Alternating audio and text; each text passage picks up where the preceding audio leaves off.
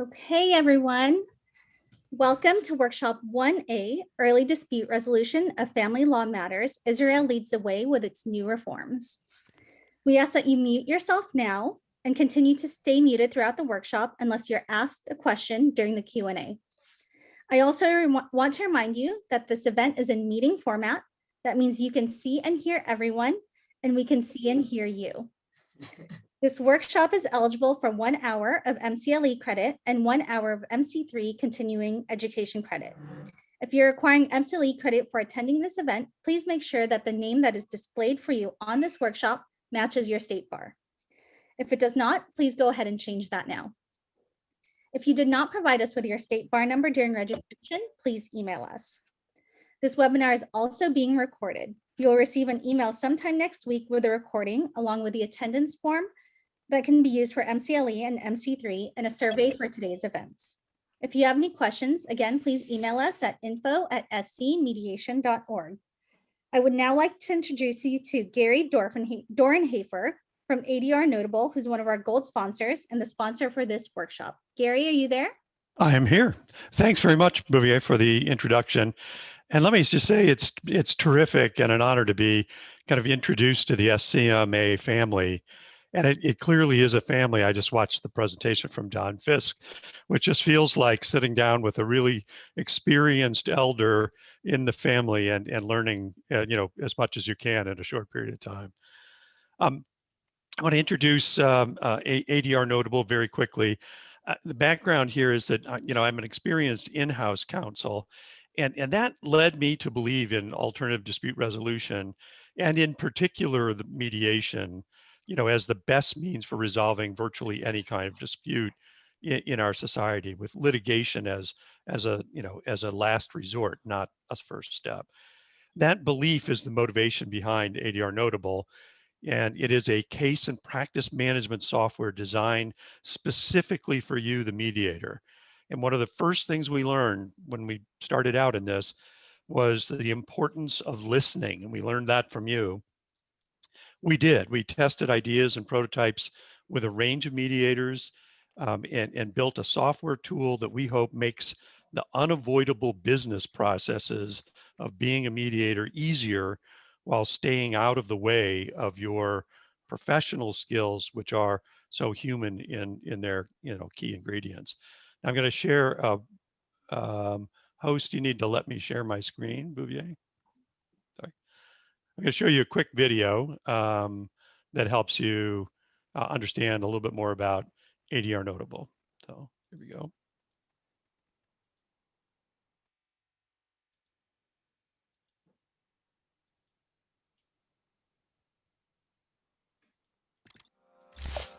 Meet ADR Notable, the first technology to help mediators simplify administrative tasks so they can focus on listening and helping clients find their best solutions. But that's just scratching the surface. Let's see how ADR Notable can help you before, during, and after mediation sessions. New client? Before a session, ADR Notable's process checklists and intuitive design make case management easy. Conflict check, engagement agreement, scheduling, client documents. With ADR Notable, you're always thoroughly prepared. Our software also integrates with the calendar and email systems you already use, and we ensure that client files and documents are easily accessible. During the session, you can take notes and organize them with drag and drop ease. You can even change the order of the issues or put a proposal together with its related issues all in one place. Then clearly track the back and forth of counter proposals. When a proposal is accepted, those issues are checked off automatically and you're ready to tackle the next one. Later, add detail to accept proposals with access to your library of standard clauses and forms to get the final terms of the agreement. Just print, email, or sign it right there. While in session, timers track time spent separately with each party and jointly with all parties. You can search your notes and access checklists, case files, your library, calendars, or emails. It's all at your fingertips, even on your smartphone. And everything is stored securely in the cloud until you choose to delete your notes and confidential documents. It's easy to create a case summary for the courts or clients and keep basic information for your files. After your sessions have concluded, calculate your final invoice using ADR Notable session timers. Need to know how many hours you spent on family law matters last year? Just run a report to get your answer. ADR Notable is easy to learn and use, and we provide excellent customer service just in case you need it. So whether you mediate cases daily or even just a few times a year, ADR Notable is a great way to improve your efficiency, organization, and to get agreements faster than ever before. Being a mediator means running a business too. ADR Notable can help. All right. So for the conference, I just want to let people know there's a special offer if you sign up using the code SCMA 2021 by going to adrnotable.com. You'll get to test ADR Notable for 3 months for free at no risk, no obligation, instead of just 30. Hey, thanks for letting me have this time to present this product. We're very excited about whether, hoping it can help. And I hope everybody enjoys this this terrific panel that I got to know a little bit when they're in our prep session. So it'll be a terrific presentation. Thank you. Thank you, Gary. All right, let's have applause for our sponsor. Yes. All right. So here I am again. I'll just introduce myself, Terry Breer, and I've had a nice introduction this morning, so I'll skip that. But I'm your moderator here, and I'm going to just go ahead and introduce our panel. So I'm going to start with Galit Sneh-Lurie, who will be speaking for the majority of our time today. She's coming to us from, I think I'm going to say this right, Zikron Yaakov, Israel. Maybe she'll correct me there, where she's a collaborative lawyer and a professional mediator. She's studied mediation in various trainings in the US and collaborative practice. She has vast experience in dispute resolution as a professional mediator in the fields of family law and civil law, as well as in collaborative divorce. She teaches and develops mediation trainings at the Israeli bar and at diverse professional communities. And she's been doing that since 1997. She's also active as a speaker and has coordinated innovative projects for the promotion of ADR. She served as the head of the mediation team and member of the collaborative divorce team in the ADR forum of the National Israeli Bar Association. And she was also nominated by the Minister of Justice of Israel to suggest legislation changes for structuring post-divorce parenting in Israel. She was appointed as the bar delegate to the Israeli parliament, advising for legislation on certification of mediators. And we hope we have time to cover that today. All right, so let's have some applause for Galit coming from Israel. Thank you. Next, we have Kathy Shimizu, who so many of you know and have probably trained with, especially if you're local here in Orange County. She currently is serving as the director of the dispute resolution at the Orange County Human Relations in Santa Ana. Kathy Shimizu has worked closely with judges, court personnel of the Superior Court to provide litigants in family court matters with an opportunity to resolve conflicts and create their own court orders through participation in voluntary settlement conferences conducted by community volunteers. Since receiving her master's degree in negotiation and conflict resolution and peace building at California State Dominguez, Kathy has mediated over 1,000 cases in a variety of contexts, including divorce, other family matters, civil court dispute, community level disputes, and juvenile victim offender situations. Kathy has introduced large numbers of private mediators and family law professionals to the challenges and nuances unique to the area of divorce mediation through a training course she developed for Orange County Human Relations. And we're going to hear a little bit more about that today. We were also fortunate to add Commissioner Marilyn Mordetsky to join us today to provide additional insight from the judiciary.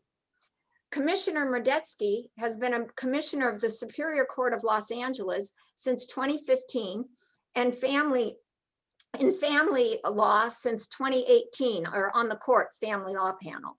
She was a referee of the Superior Court from 2008 to 2015 in juvenile dependency matters, and a sole practitioner from 1994 to 2008. She also is the instigator and founder of the program of Southern California Family Mediation, which is a really exciting clinic that is offered at one of our local courts here in LA for bringing people out of the foster care system and helping mediate their agreements. And she'll talk a little bit more about that as well. And she also is a professor, an adjunct professor at the Family Law Mediation Clinic at USC. So we got a really interesting panel here, and I'm excited to serve as moderator for this workshop because I feel very, very strongly of the need for California, as well as the entire United States, to enact reforms to the family law system like those we're going to learn about today. Early dispute resolution, I think, can best be understood if we think about the delivery of legal services and mediation services in the context of a funnel. And Bouvier, would you put that up on the screen for our audience? So the goal of EDR is to intervene with dispute resolution options before the divorcing couple is caught up in the dysfunctional adversarial system, because this is healthier for the entire family. But there's also the added benefit that if family matters are handled early, if they're handled early before the court is burdened with handling a dispute, we can conserve legal resources and unburden the court congestion at the courthouse. And particularly, we can start to relieve the problem of the self-represented party. And the self-represented parties, I know that Marilyn can, or Commissioner Mordesky can speak to that. It's a real problem, and particularly in family law, because I think it's one of those areas where you have more self-represented people than probably any other area of the law. So let's take a look at this funnel. I've labeled it the delivery of dispute resolution services. And I just want you to keep this in mind as we hear from our speakers. And I think you'll start to appreciate how novel and exciting Israel's new system is.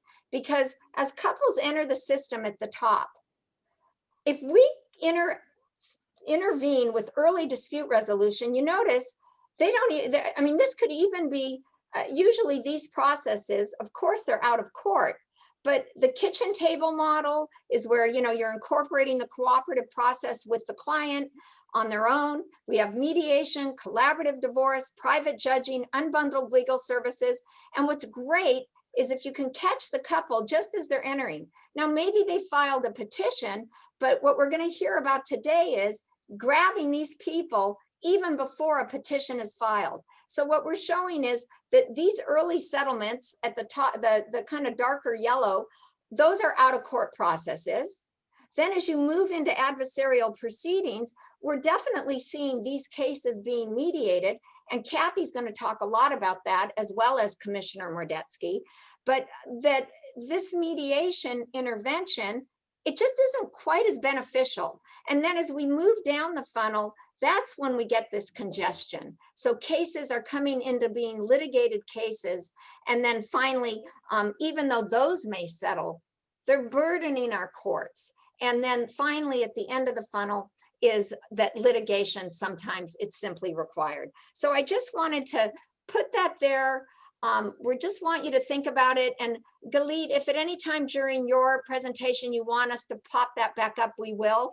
But I'm going to go ahead and turn it over. If I sound like I'm rushing, I am. I want to get to Galit, but I did want to introduce that funnel. So here we go. Galit, let's hear from you, and we're so excited to have you. So please give us an overview of the new reforms. Okay.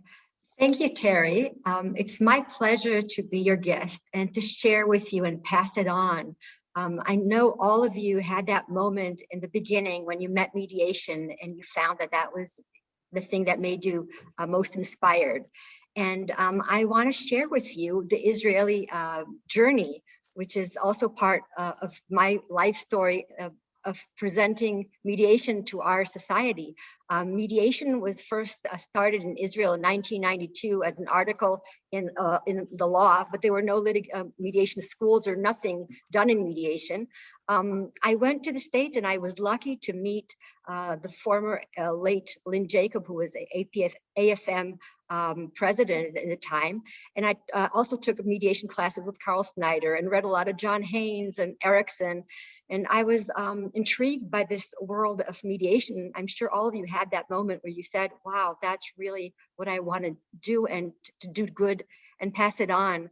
And I want to now share with you, now 20 something years later, where Israel has gone with mediation. And I'm very happy to share the change of the funnel in Israel. I'm just adding my, and the new law that we've enacted in Israel was introduced in 2016.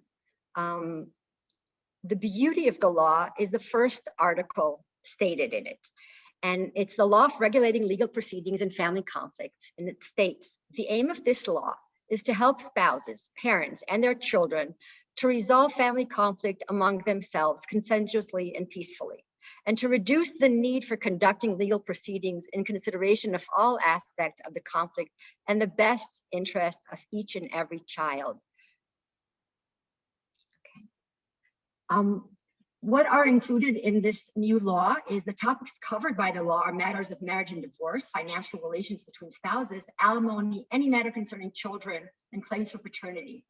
What doesn't go under this law is claim under the Domestic Violence Prevention Act and Threatened Harassment Prevention Act, a claim for restitution of abducted children, inheritance dispute, and estates. But other than that, all family matters will now go into the funnel that Terry has explained, and I'll show you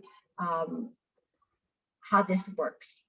Now, access to the courts in family matters today in Israel by this new law of 2016 is by filing a petition for dispute resolution. The petition is very, very easy to file. It's a one-page petition. The only thing you write in the petition is your name, your spouse's name, phone number, email, and that you want to file for dispute resolution. That's it. No ugly stories about your spouse, about your background, nothing. That's it. You pay around 100 shekels, which is somewhat around $30, and you file it to court. Once it's filed, you start what we call a frozen period. The frozen period is 45 to 60 days, where you can not file any other papers or orders to the court. And in that frozen period, what you're required to do is to try to solve your dispute amicably and peacefully. And how it works is like this. And look at this flow chart. You file a petition, and then from 45 to 60 days, you're summoned to the court and next social service unit. And then you're invited to up to 4 meetings. And these meetings are called IFS, which means information, familiarization, and coordination. I'll elaborate on these meetings in my next slides. In these meetings, they get to know the couple and they try to work out some of the issues. In the social services, there are social workers and also lawyers.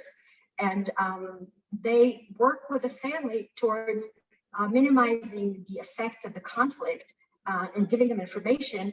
And after that, they refer them out, okay? They choose whatever process is good for the family. It might be counselor therapy, it might be mediation, or it might be collaborative divorce. And they refer them out by a list of accredited mediators in our sense of mediation. After they're referred out, they have 5 days with which they have to reply if they want to be referred out. And if they do want to refer out, they by consent can lengthen the frozen period, okay? And so in all this time, there are no court hearings or filing of papers to the court, except for certain orders, which I will show you later on. After finishing an agreement this way, you have to file the agreement back to the court. Agreements and family issues must be court approved. And once you have filed the agreement, the case is closed. Okay, the agreements have an approval. It's like a verdict from the court, and they're closed. This funnel, as you see, has always doors that you can opt out. Mediation is, you have to come to the first meeting of the IFC, but you can always opt out and say, no, I don't want to continue the IFC, I want to go to court. Okay, or you can go to mediation and then say, I want to opt out, I want to go back to court. And also when you start a court proceeding, the family court could send you back and say, hey, why don't you try mediation again? Now maybe it's time. Or you can go to collaborative. So it's a back and forth route where we try to maximize the use of ADR and a mediation. What we have seen using this funnel for the past 4 years, the cases which go to court after all this were down by 45 to 50%. So really we're using the courts only for those high conflict cases that really need a judge to intervene. But the massive population that needs the services for dispute resolution and family cases are actually finished in this arena. And another thing that we see, which is beautiful about this law, is the shadow of the law. The shadow of law means that most people now know that family matters are solved in ADR, in mediation, which is the vast majority go here. There are not very many that are referred to collaborative, but the vast go to mediation. So what they do is they say, I don't want to file a petition. I don't need the courts. I will go privately to mediation. That's one of the amazing things that happen. We have a lot of people going to mediation because that's now the main road of dispute resolution in family issues. The second thing is what happened to lawyers that were at the beginning and intent of this law. Lawyers are now in our mediation classes, they flooded our mediation classes. I've been teaching mediation at the bar for the past 20 something years. And after this law came out, we had a flood of family lawyers come in to study mediation and use these skills for helping their clients negotiate through. So a lot of clients go to the first meeting and then hire a lawyer, and instead of going to this, they go to their lawyer to negotiate an agreement, because clients now come to their lawyers saying, we want an amicable agreement. We don't want to go to court. And even if we are a little bit high conflict, we don't want to fight it. We want to negotiate it through, because that's the main education that this law has caused the society. So we have lawyers now negotiating collaboratively, even not in a collaborative setting, but joining collaborative because that's what the clients now request due to what this law has done. I want to go into detail a little bit about more what is the IFC meeting and what is the frozen period and what orders you can ask during the frozen period, just so you'll have a little bit more details. Okay, so the frozen period, as I said, is about 60 days. You can always lengthen it, and but after you it stops, then you have 15 more days to file to court. We have a dual system in Israel, which we have the religious courts and the civil courts. So it's really important who files first. So once you file a petition for dispute resolution at the court that you requested, then that acquires the authority of that court to judge your case. So after the frozen period, you can restart the court deliberations in the court of your choice. So that's about the frozen period. There are some orders you can do during that frozen period, urgent relief orders. Not all are possible to be dealt with, but the ones that you can deal with are temporary orders to maintain a status quo, prohibition to exit the country, approval of urgent medical action for minors, a request to issue a passport, urgent relief regarding alimony or ensuring a minor's relationship with each of his parents, urgent claim for divorce when the defendant resides abroad, urgent psychological treatment. And also, if the court enacts social services fear about a child's physical or mental well-being, measures must be taken to prevent harm or aggravation, including conducting a social worker survey or the appointment of a guardian for a minor. So they may recommend to the court to order the taking of such measures, even though whatever happens in the court enacts social services is secret, but that they can recommend. And also, if you do ask for a petition for a temporary order, it has to be drawn up in a very brief and concise manner and not go into any of the details about the case, because we want to keep it clean as possible. And I'll elaborate a little bit about the goals of the IFC meeting. It's the social workers do it. They have also lawyers involved. The first meeting in the IFC, you have to come by yourselves. You can't have your lawyers present. From the second meeting on, you can have your lawyer present. And what happens in those meetings? So you're given information about the legal proceedings, about the consequences of divorce and the family conflict of parties and to their children, the legal, the emotional, the social, and the economic information about that. They'll talk to you about the procedures that are available to resolve the conflict consensuously and peacefully, like counseling. Maybe you need family or spousal therapy, mediation, collaborative divorce. Now, who will they refer you to? You can either do some of that in the social services unit. You can go to the public services, or you're referred to mediators or therapists in the private sector. In these meetings, they become familiar with the parties in order to add together their needs, their desires, their children's best interests. They help them cope with the ramifications and consequences of their disputes. They determine temporary provisions by agreement in the matters of alimony or child support or child custody. They deal with communication arrangements with one another. And of course, they provide recommendations to parties and to professional agent to which they shall be referred for working towards resolution of the dispute. And after that, the parties have to notify the social services unit if they're interested in continuing with the offered alternative dispute resolution procedure. And then the unit will hand them a list of accredited mediators to choose from. I want to talk a little bit about how we push this amazing ADR resolution. Are we still fine with the time, Terry, or would you like me to talk about that later? Gilead, could you take a look and see your sound has deteriorated since you started. Can you think of anything you might do? I don't know about all of you, but I'm kind of having trouble hearing you. Did you notice anything different there? But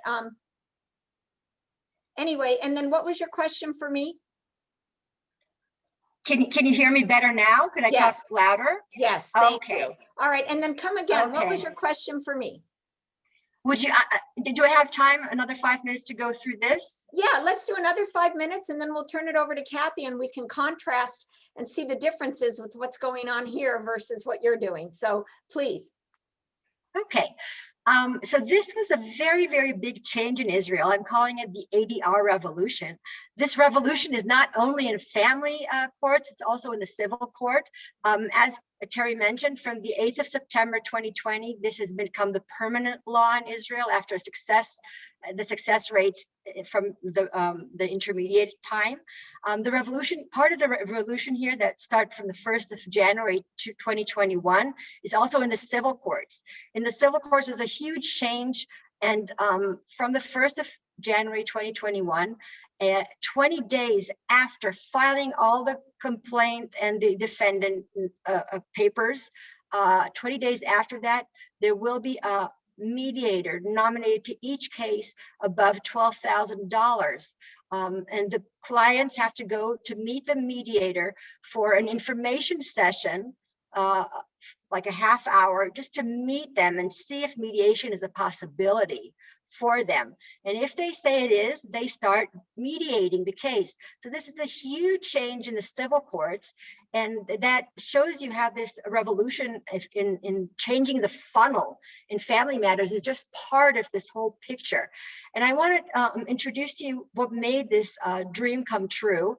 And hope maybe to inspire and help you and assist you in your ideas of how to promote legislation in changing the funnel for the best of the society. So in Israel, what when I try to figure out and think how this occurred, I look at the success of the mediation practice. I see that there's a success in the mediation pilot program, the civil cases, because in the civil cases, there was a huge pilot that took place in the last 10 years, which was very successful. And then we have a lot of mediation education in Israel. For the past 25 years, we have mediation courses given in universities, at the Israeli bar, judges, at private sectors, and schools. So we've been teaching lawyers all over the country and vast other professionals. So the word of mediation has really come around, and people are knowledgeable about this process.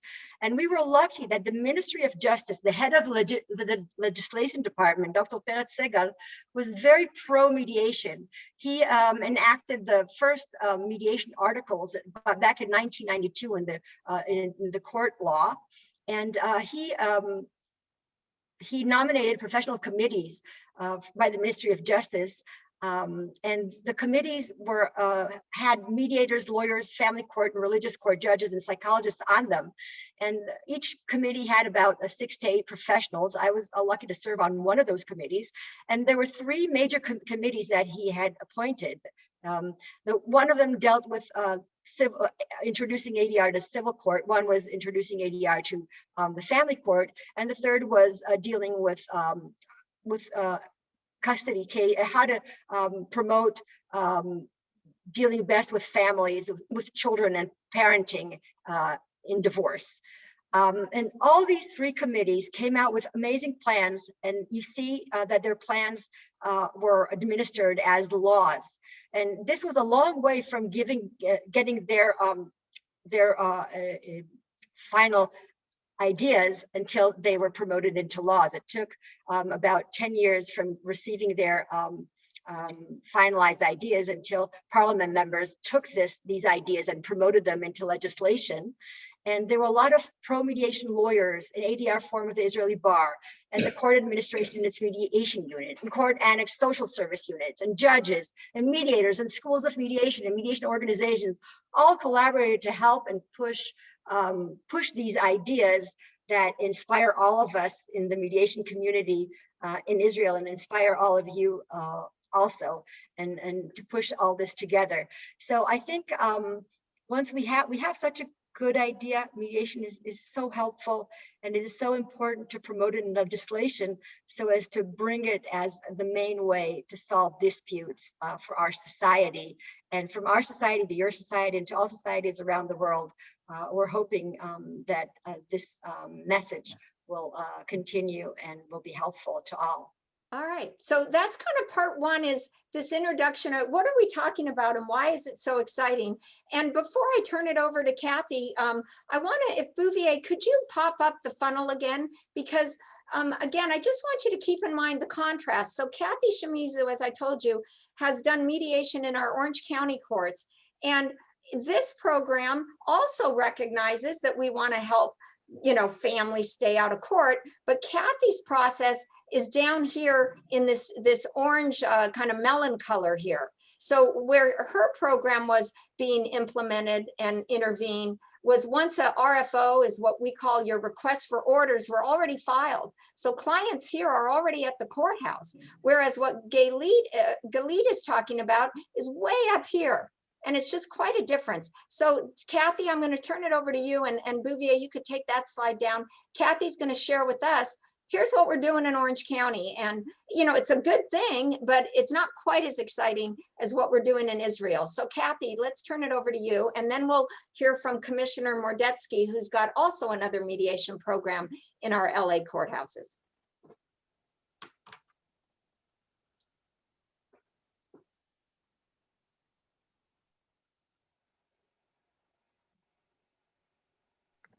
Thank you, Terry. So first of all, I just want to say how exciting it is to see what they're doing in Israel and hear Galit talk about the progress that they've made more recently. And what I'd like to do is talk a little bit about California in general, and more specifically about Orange County and kind of the history of what's happened in the area of family mediation more locally. And so the dispute resolution efforts here in California really stem from the California Dispute Resolution Programs Act of 1986, which you will hear always referred to as DERPA. And what I have to say is, if you're familiar with the history of mediation in the United States, California was actually very progressive in the 1980s. We were one of the first 2 states to incorporate child custody mediation as a requirement into family court. That was in 1981. And then shortly after this act, the legislature enacted the DERPA legislation to make mediation available to people with the intent of it being pre-court. And so much like Israel, that was the goal of the Dispute Resolution Programs Act. And so what happened though, was that over time, much of the mediation actually became focused on the courts. And so using Orange County as an example, we actually have 3 agencies that receive funding from the county to provide mediation services in Orange County, and that's OC Human Relations, Waymakers, and Chapman Law School. And what you see when you look at the mediation that we actually do, the majority of the mediation that we do for the DERPA mediation is within the court itself. And so this is an example of what OC Human Relations caseload was like actually pre-COVID. In a normal year, we would do about 1,200 small claims cases, almost 300 civil harassment, a smaller number of unlawful detainer and judgment debtor cases. And as you can see, the bulk of the DERPA mediation has been focused on the civil court. And every county in California has access to the DERPA funding. And so most counties utilize that funding and provide those services predominantly in the civil court or in community mediation programs. But in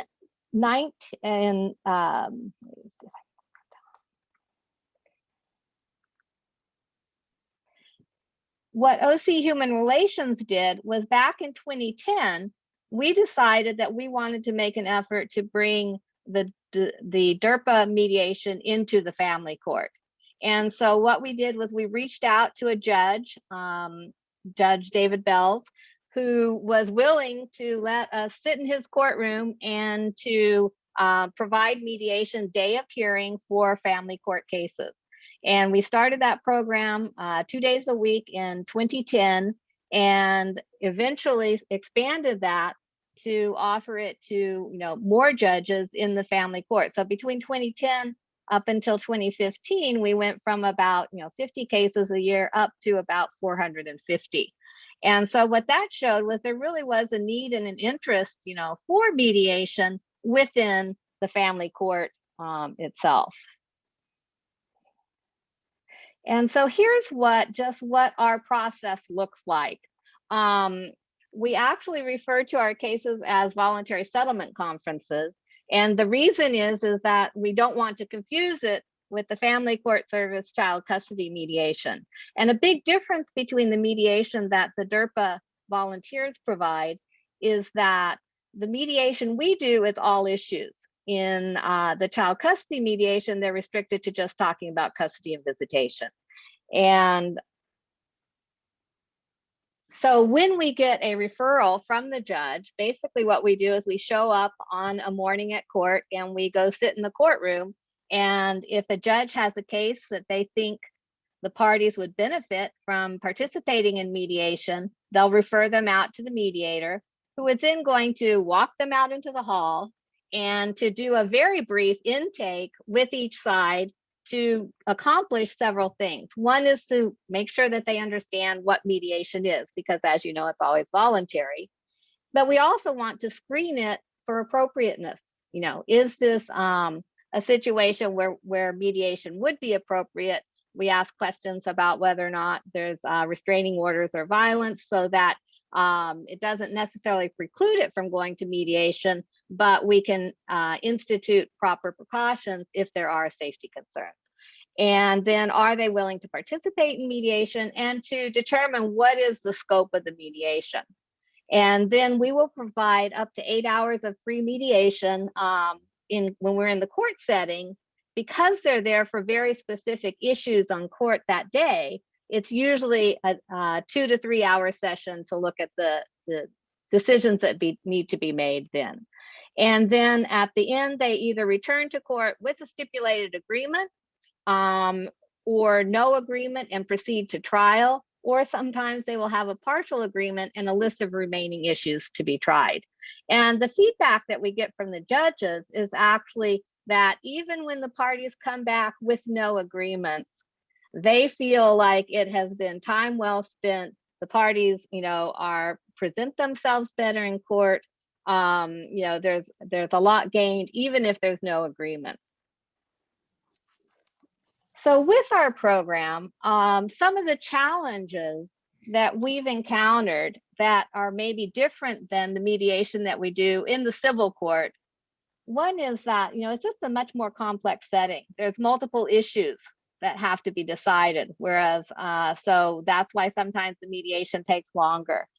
It's also a very complex court process. And what we find is that about 80% of the litigants in Orange County Family Court are self-represented.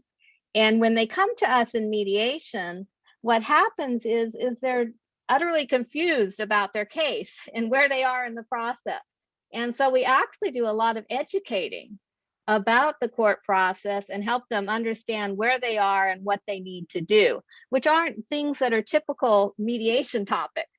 But that's an important part of what we found we have to provide along with our standard facilitative mediation.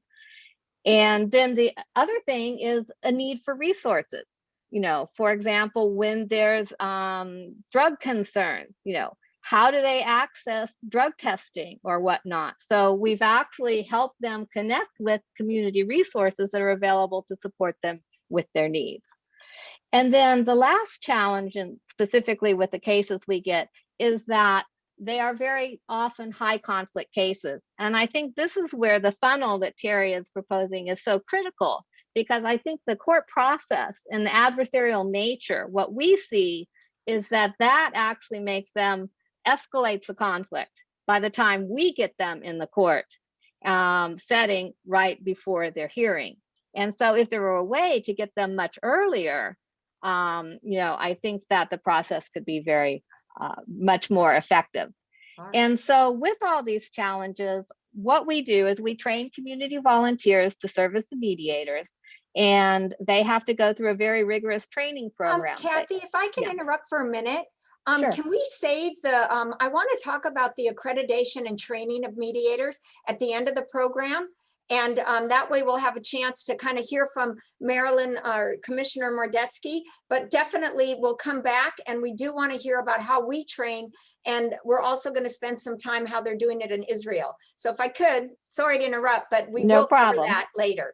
All right. And so Commissioner Mordetsky, please tell us a little bit about the mediation programs that you've been involved in. And we're coming from the perspective of a jurist, but we're also I want to thank you so much for spearheading the establishment of the Southern California Family Mediation program that you did at the, I think it's called the Edmond, I get that court wrong, but in any case, go ahead, Marilyn, and we'd love to hear from you in about 5 to 8 minutes, and then we'll get back to Galit and we'll hear about the challenges of getting this done, getting early dispute resolution here locally.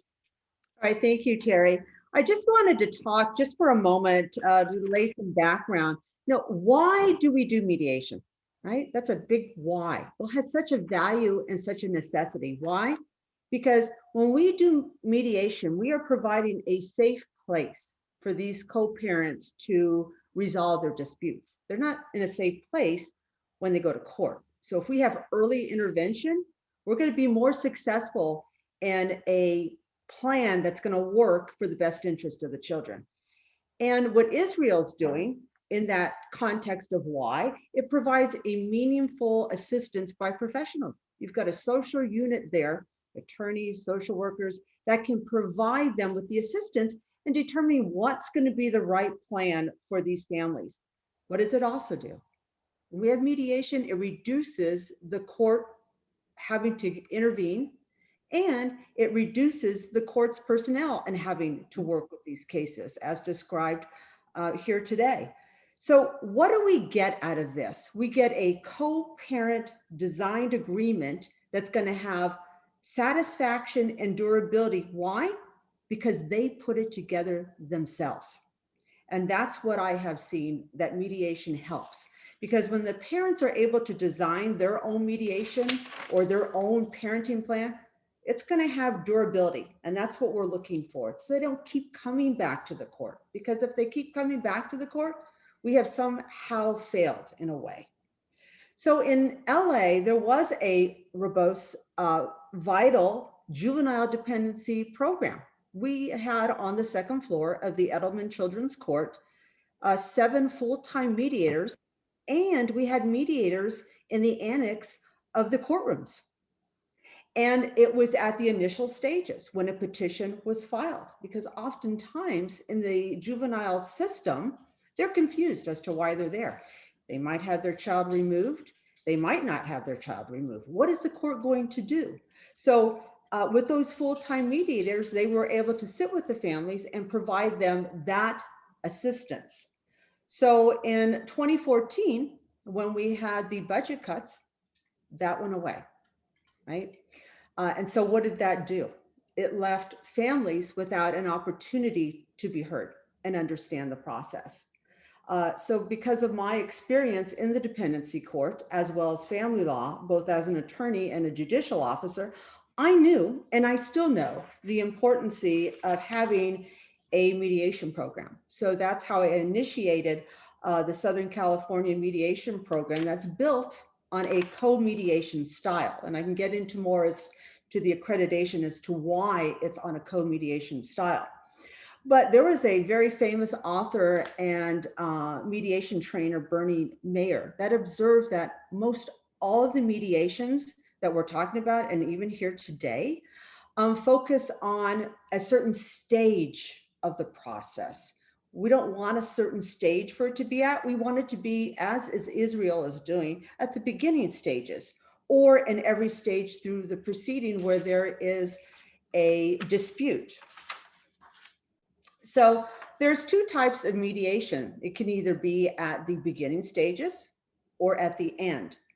So when our robust mediation program at Edelman Court got cut, where we weren't at the beginning stages, we are now at the end stage. So in other words, when the court finds that there is no longer a risk in the juvenile court, it makes an order. Is it going to be joint physical, joint legal, or is it going to be sole physical, sole legal? And then that goes to the mediation program, where the mediators have an opportunity to design a parenting plan that's going to have satisfaction and durability for these parents. And some of these mediations go for 8 hours, right? So they can talk about everything so that they have an exit order, because in juvenile court, an exit order is a final custody order. If they ever want to change that, they go to family law court to do that. And they must show a significant change of circumstances. So even though this mediation is at the end, it's very important because it's a final custody order.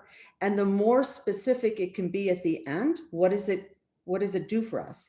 It gives us that durability and satisfaction of having an agreement that the parents have put together themselves with the assistance of a very trained mediator.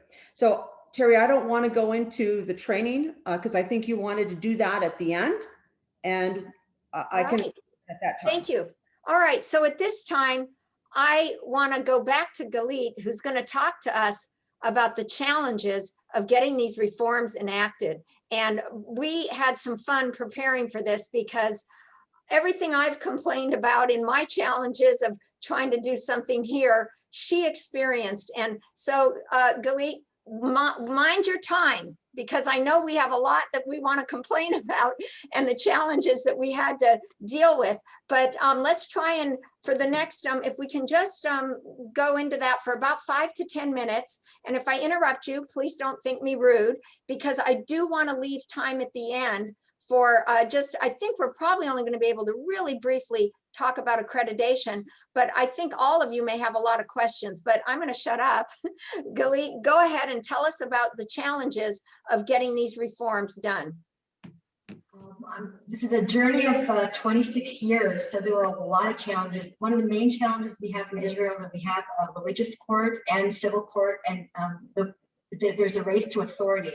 And so the first to file. If a spouse filed in the religious court, then the whole case will be dealt there. And if they'll file in the civil court, the case will be dealt there.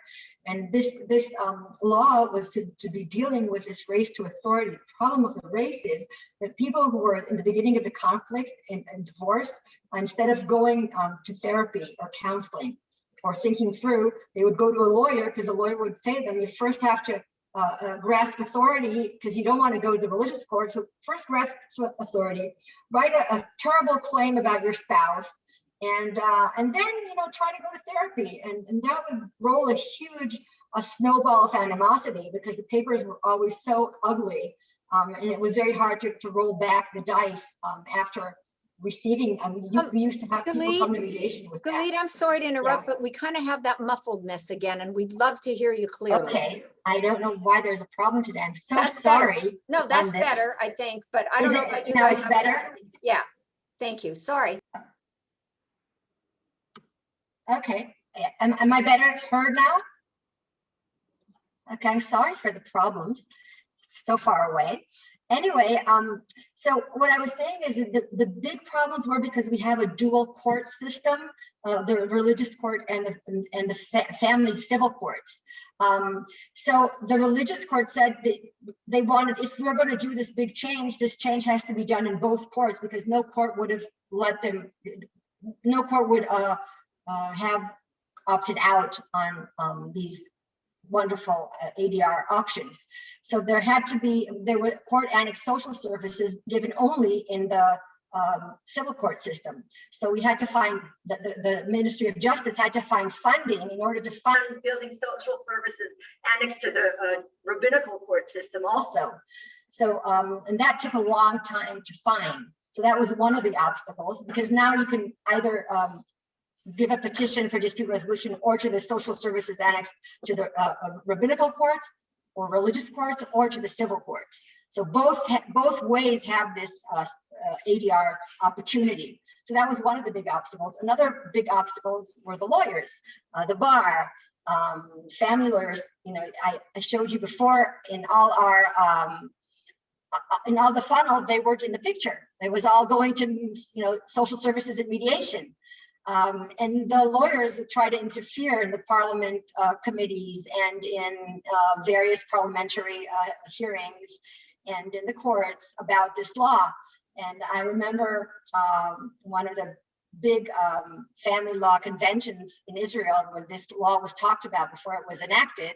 And one of the lawyers came up and said in a panel, he said, I believe that the people have the right of speech, and the right of speech is to write on a complaint, write on the petitions all what they think about their spouse, and it's a right of speech. It's the right of the day. They have the right to their day in court, and without understanding how much harm these awful claims have on the relationship between the spouses. And I remember one of the leading lawyers coming up and saying, listen, if we were in a doctor's convention and there would be a wonderful remedy for an illness given, and so all the other docs are giving the previous remedy, would they not opt into the new remedy? Would they just go and hold on to the old remedies, which weren't proven given the best results? So let's go with the flow, and if you can't beat them, join them. And enjoy it. It'll be just doing good to your clients, and you'll be working differently, but don't worry, you'll be working. So we had a lot of animosity with the lawyers, but that's over. We had budget issues.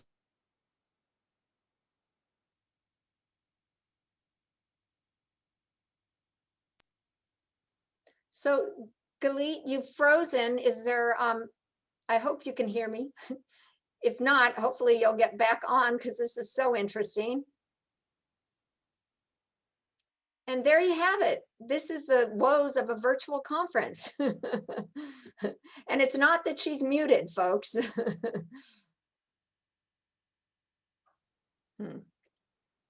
Oh boy. Well, I'm going to send her a chat and tell her to please, maybe if she logs out and logs back in, and then this will give Kathy and Commissioner Mordesky a chance to talk about training. So, okay, she's figured out, she'll rejoin us. But let's just give her a second before we try something different.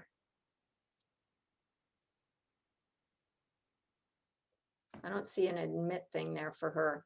So yeah, let me just make a few comments here. And the one is that I'm sure all of us have also experienced the resistance to mediation just in our own practices by lawyers, and how the lawyers often badmouth mediation. And, you know, maybe it's because they ran into a mediator that wasn't skilled. That's one thing. But a lot of times it's simply that they kind of share that it wasn't the First Amendment thing that Galit was talking about, but that they really can't understand. I've got to be a zealous advocate, and you can't mediate because, you know, you need to fight and you need to win that battle, and you better put all your ducks out there and fight.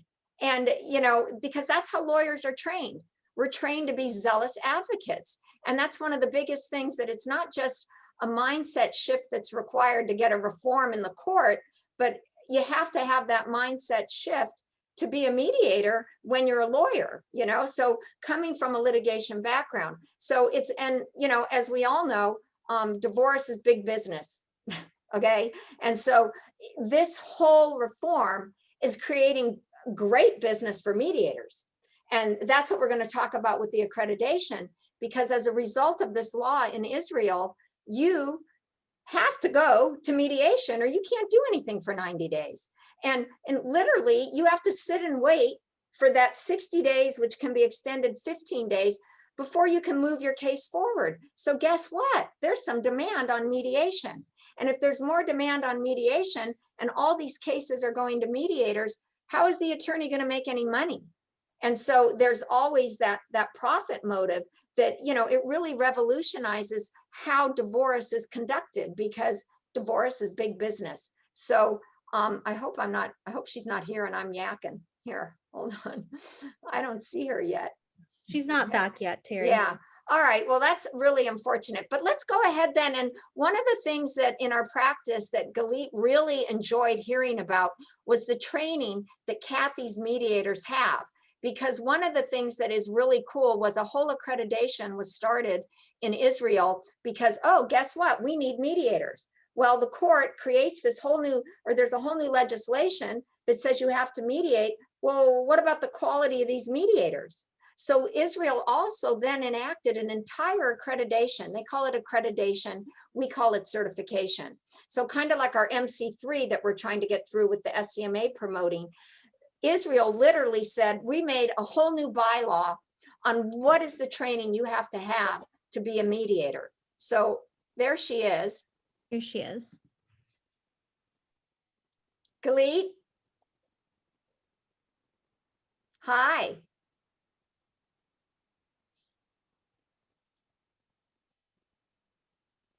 I'm sorry. Are you back, Galit? I am so sorry. That's all right. I started yakking. So we're going to come back to you. I started to kind of go into accreditation. So if you recall where you were at, let's go another 5 minutes and then we'll talk about accreditation of mediators. Okay, I was just telling you to say that the three major obstacles we had were funding social annex services to the religious courts in order to enable a dual path to ADR through the religious courts and the civil courts. The second one was the funding for more social workers and lawyers in the social services annex to the courts. And the third obstacle was the lawyers. And as I was saying, there was a lot of resentment with family lawyers at the bar, family lawyers who were talking about this in conventions, in everything. They were having problems in conventions, in parliamentary conventions, in talking against this law and going to court against this law. But nothing of that had rendered nothing of that was really causing this law to halt. And here we are today, enjoying the benefits this law. And I think lawyers understood that if you can't beat them, join them. And now we have a lot of lawyers working collaboratively, helping negotiating agreements for this. All right. So Galit, why don't you talk a little bit then about the new bylaw, and then we'll jump over to Kathy, who's going to talk about her mediation training. And then I know you had commented very favorably about what was going on here in Orange County with the training. And then we'll hear from Commissioner Mordetsky again about the training that she put the mediators through that were in the program that she founded. So go ahead then and tell us about accreditation, if you will. Okay. I want to share with you one of the pieces to our amazing reform in ADR. And this is the piece of the accreditation, because we want now the civil courts and the family courts and the social services annexed to refer cases to mediation. Now, who are the mediators that have to do all this work? Up till now, up till this bylaw, they would refer by word of mouth. And each family court had his favorite mediators that he would refer to. And a lot of us were working that way with the family court. And in order to open the field of mediation and have the vast majority of people come into mediation because of the changing of the funnel, we need now a large amount of mediators to accumulate the public and to work with them. So we went through a lot of back and forth on who is supposedly an accredited mediator that the judges can trust. And we have to do an equal work with these different mediators, so it's not only a handful of mediators get all the work. And we can't always take all this workload also. So I want to share the slide of the bylaw that we had worked. And this bylaw, it took us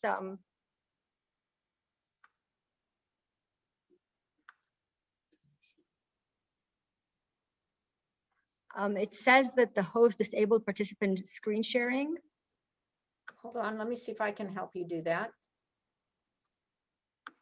Oh, did you Okay, want to share your screen? Now I got it back. All right, good. Both Now it's I got it back. Okay, thank you for. Okay. And that's Kathy's slide. Kathy, can we take that down? Oh no, this is you. I'm sorry. Yeah, I'm here. That was the right one. Okay. So this is the bylaw that we enacted in 2017. It took us, I think, 10 years of back and forth to deliberate about who is the accredited mediator. And one of the big problems and obstacles, well, what are we going to do with the active mediators? Do they have to go by all these standards because they're already active? I'll give you the bylaw that we had enacted, and only about family mediators, because we have a bylaw. The same bylaw has other articles for civil cases, mediators. So what we see here is that eligible to be included in the list of state accredited mediators for receiving cases of family matters from the court system has to hold an academic degree of one of the following or equivalent, and has practiced for at least 5 of the last 10 years in his field study. So we have graduate in social work, or graduate in psychology, or a specialist in general psychiatry, a specialist in child and adolescent psychiatry, or a qualified in educational counseling, or you have to be a lawyer, a rabbinical claimant, or a retired judge who has dealt with family matters for at least 5 of the last 10 years. Okay. In addition, you have to complete general training in mediation of at least 60 hours and specialized training in family mediation of at least 40 hours. You have to complete a practical program, which included viewing real mediation procedures, analysis and discussion, as well as performing at least 6 mediations with professional guidance. It's a 100-hour program. And then this program is administered by people who were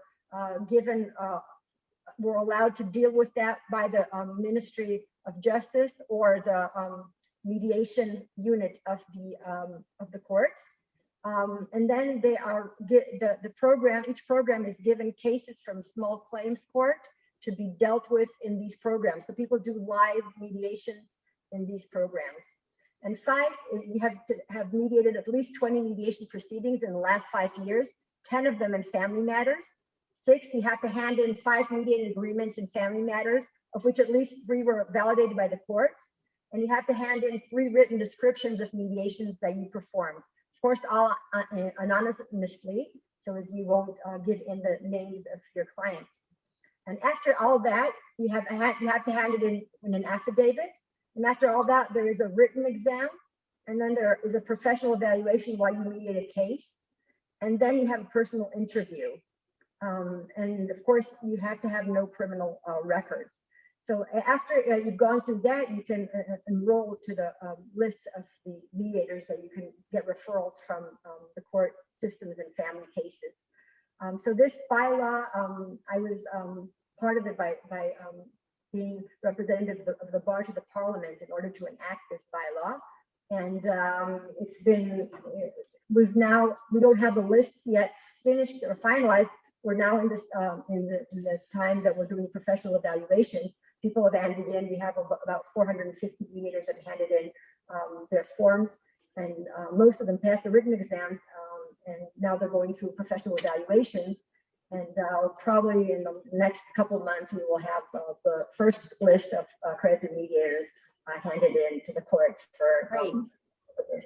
Quite an accomplishment getting all of them trained, because that's pretty rigorous. Now, Kathy, if you could, for about just a couple minutes, tell us about the training, and then we'll have time for Commissioner Mordetsky.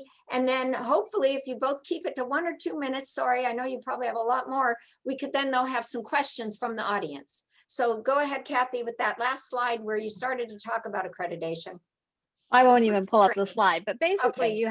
you have to have had DERPA training, DERPA mediation training, and family divorce specific mediation training in order to come into our program. And then, as I mentioned, it's a mentoring program where the trainees go through a lot of hands-on real life mediation with more experienced mediators. They also are required to do self-study and do performance evaluations, et cetera, before they become a lead mediator in our program.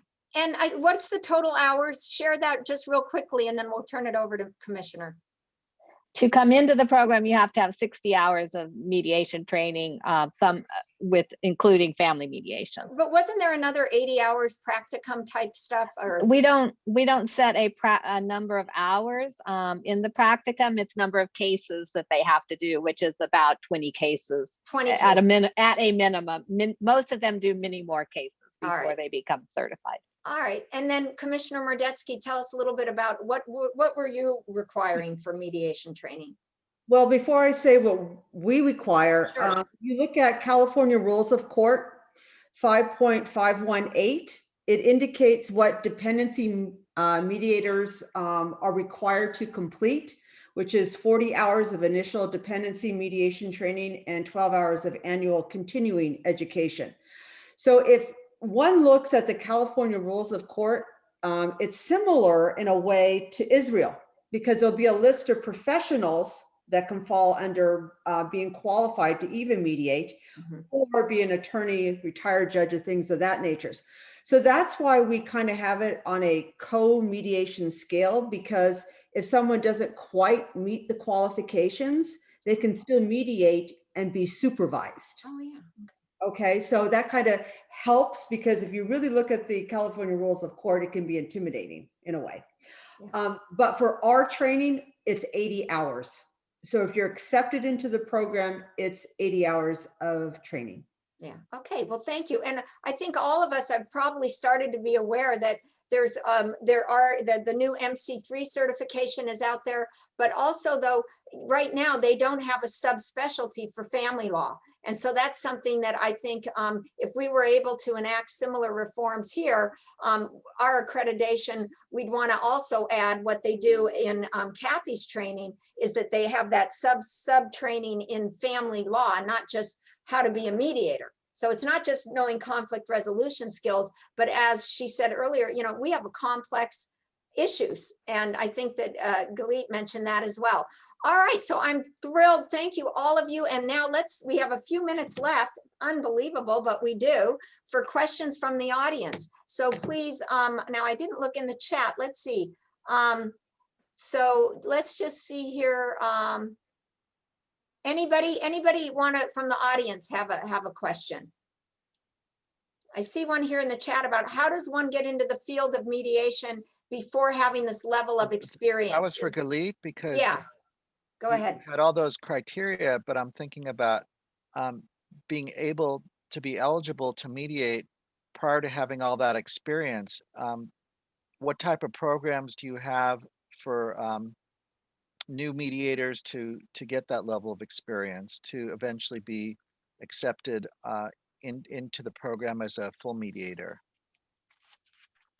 All these programs are open to all mediators. I mean, the 60-hour training, the 40-hour training, and the 100-hour training are open to all mediators that want to accomplish their specialty for accreditation.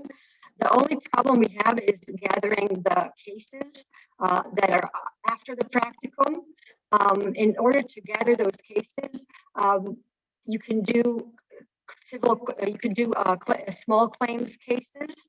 Small claim cases, whoever finishes practicum and finishes 60-hour basic training can go and do small claims cases and be enrolled in their accreditation list. And then they will be given those cases to voluntarily do as for this accreditation. The problem is gathering the family cases. Okay, because they have to do 20 cases, out of which 10 are family. But we really want the professionals that work with families to do those cases. So most mediators, most lawyers or mediators, the cases come to them privately, not by referrals from the court system.